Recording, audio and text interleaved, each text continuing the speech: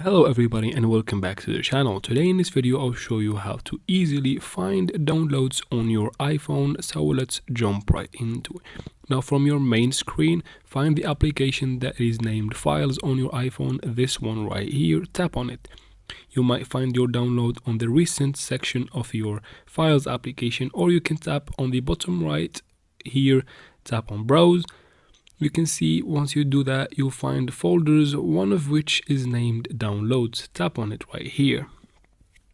And here you'll find all of your downloads that you have made on your iPhone under the download folder right here.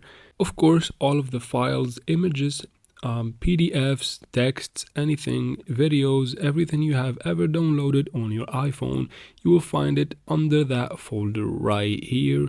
And that's how we do it, guys. If that video was helpful, please like and comment down below. Don't forget to subscribe for future videos like this one, and thanks for watching.